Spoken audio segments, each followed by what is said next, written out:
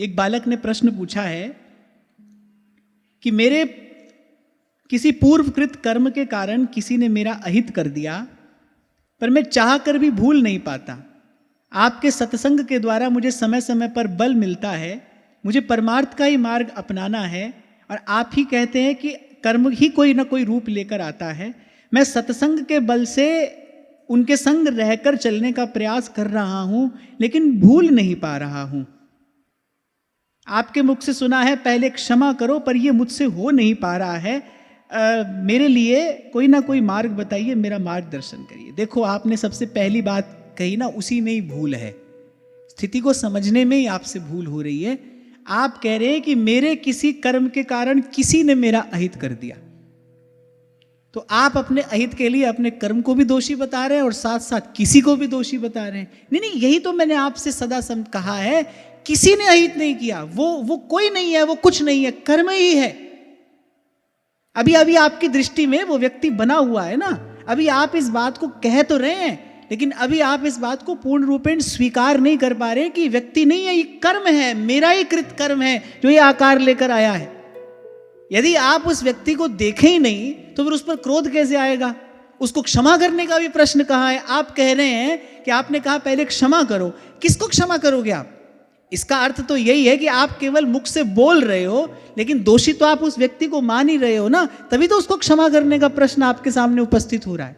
क्षमा करने का प्रश्न ही नहीं है भाई, किसको क्षमा करोगे आप? क्योंकि वो दूसरा व्यक्ति तो है ही नहीं, उसकी तो कोई सत्ता ही नहीं है, आपका कर्म है। तो इस स्थिति को आप कह सुन तो रहे हो, लेकिन इस स्थिति को आप अभी समझ नहीं पा रहे हो, इसीलिए आपके सामने ये दुविधा खड़ी हो रही है। जिस दिन पूर्ण रूपेण आप इस बात को स्वीकार कर लोगे, कोई व्यक्ति नहीं है, कोई वस्तु नहीं है, कोई स्थिति नहीं है, मेरा ही कर्म है, तब आपके सामने ये दुविधा नहीं रहेगी, आपका ये झंझट समाप्त हो जाएगा।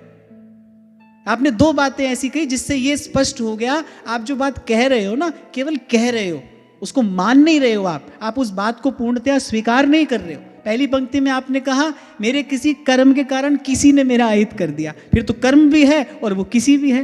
उस किसी को हटाओ ना, क्योंकि किसी तो है ही नहीं, कोई तो है ही नहीं यहां। और जैसे ही आपने कोई हटाया, अब देखो, अब किसी पर कोई क्रोध है, क्योंकि कोई है ही नहीं, किस पर क्रोध कर रहे हो? आप कह रहे हो मैं क्षमा करना चाह रहा हूं, क्षमा नहीं कर पा रहा, कोई है ही नहीं, किसको क्षमा नहीं कर पा रहे आप? वहां तो कोई है ही नहीं। अच्छा किया आपने प्रश्न पूछा, आपके माध्यम से और भी बहुत लोगों को उत्तर मिल जाएगा कि ऐसा करना क्यों कठिन होता है। ऐसा करना इसीलिए कठिन होता है, इस बात को कहते सुनते तो हैं कि पूर्ण रूपेण स्वीकार नहीं करते। इस बात को पूर्ण रूपेण मानना पड़ेगा।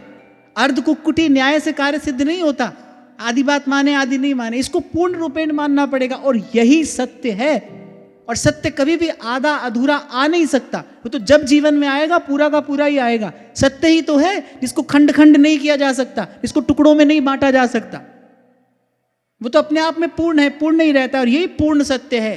कौ न काऊ सुख दुख कर दाता, निज कृत कर्म भोग सब भ्राता।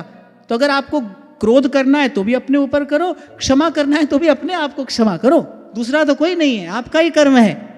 जब तक वो दूसरा व्यक्ति आपको दिखाई पड़ रहा है, तब तक आप ये बात केवल कह रहे हो, इसको मान नहीं रहे। जिस दिन मान जाओगे, इसको पूर्ण रूपेण स्वीकार कर लोगे, उस दिन ये झंझट नहीं रहेगा।